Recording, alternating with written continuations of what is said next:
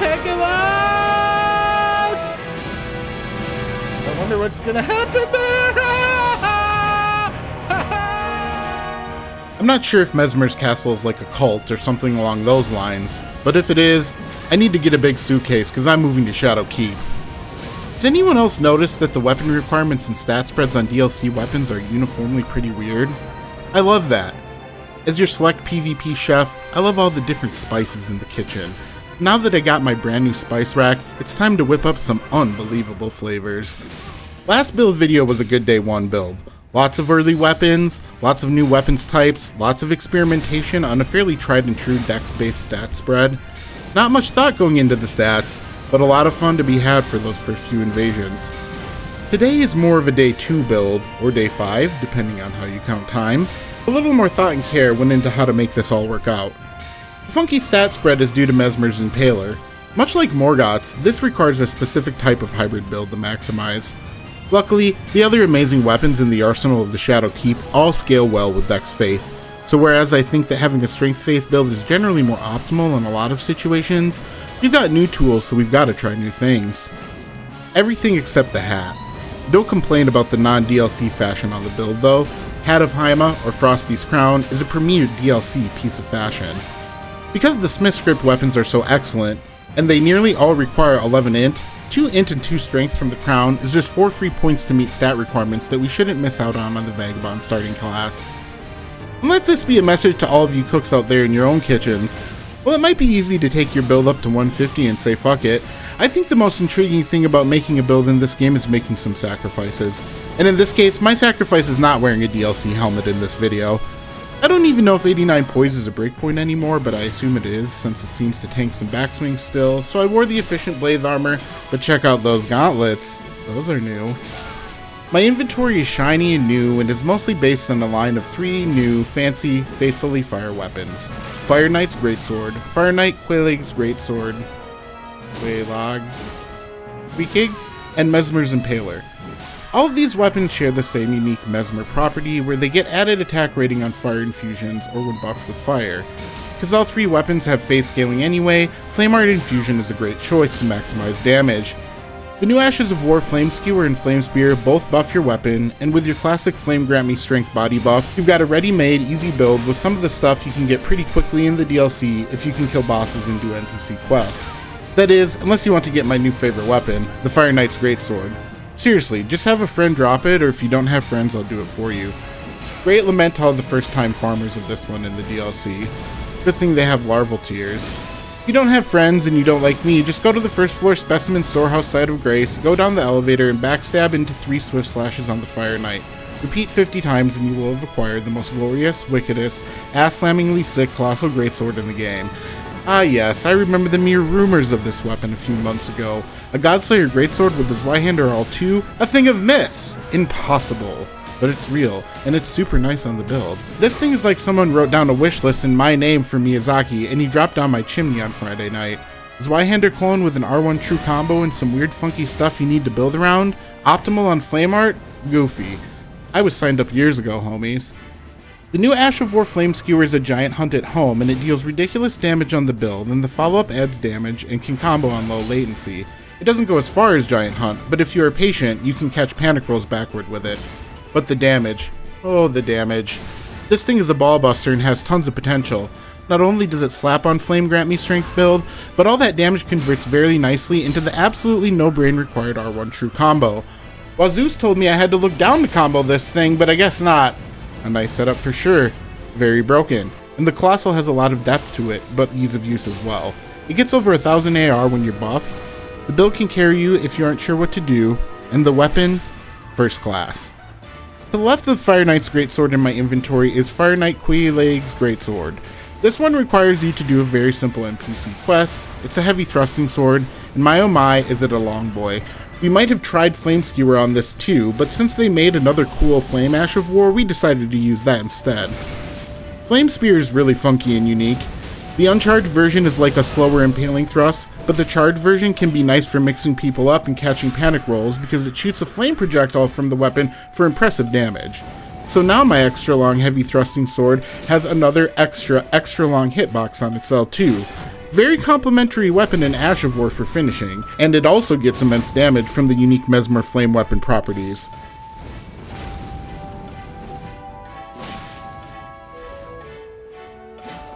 The last weapon I was using in most of these invasions is none other than the Big Cheese's weapon itself, Mesmer's Impaler.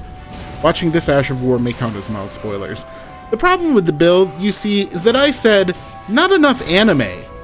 Now I'm going full DBZ mode on host and putting my L2 button in precarious states of wear. This Ash of War is pretty decent in invasions, it comes out fast, has good hyper armor on the first part, and has more hitboxes than Mesmer's got snakes coming out of his ass.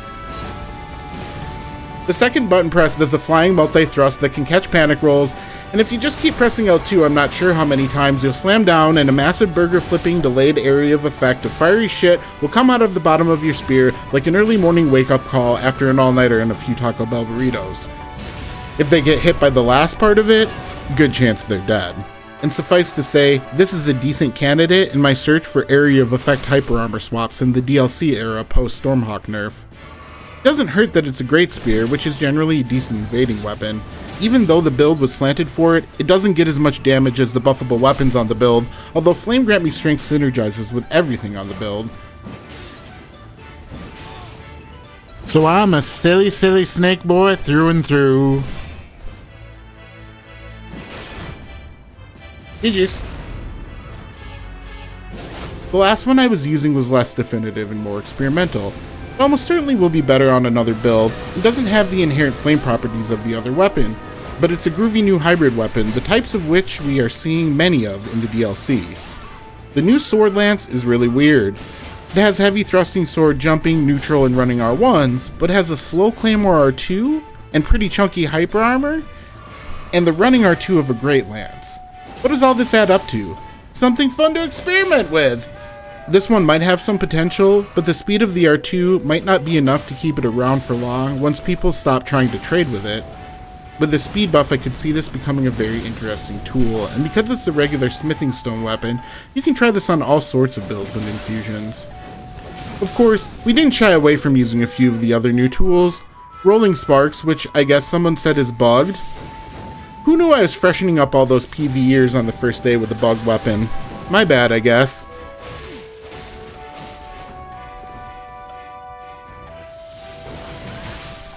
Gotcha. So this is the new era. Honestly, I absolutely love it.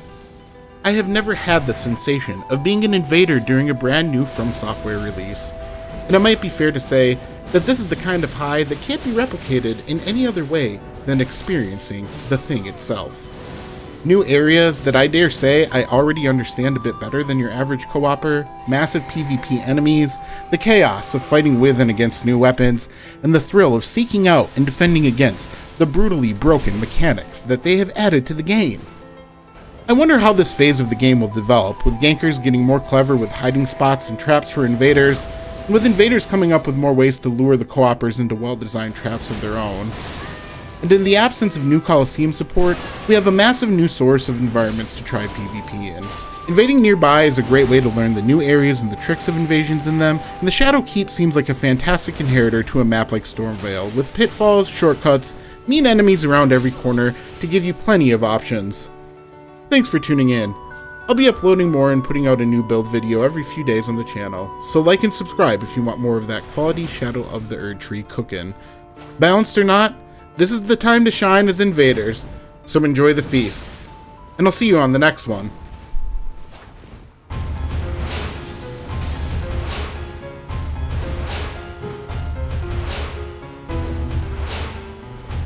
No. Okay, with that. Stupid goddamn boat.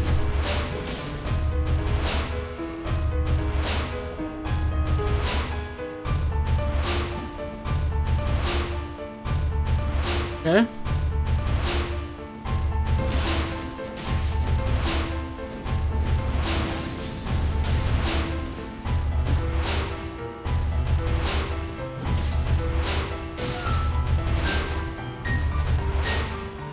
Yeah.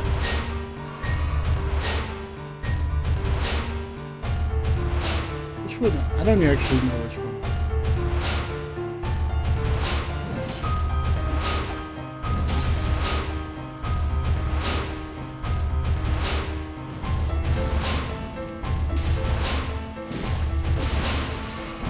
Oh my god!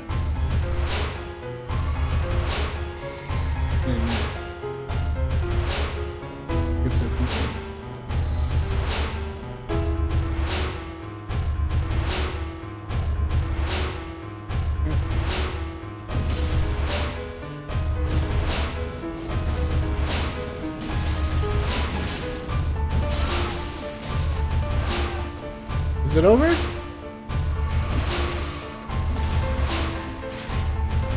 Nope, it's not. Okay. Good fight so far. I'm in. I could have ended it sooner if I would have just like swapped to that HPS.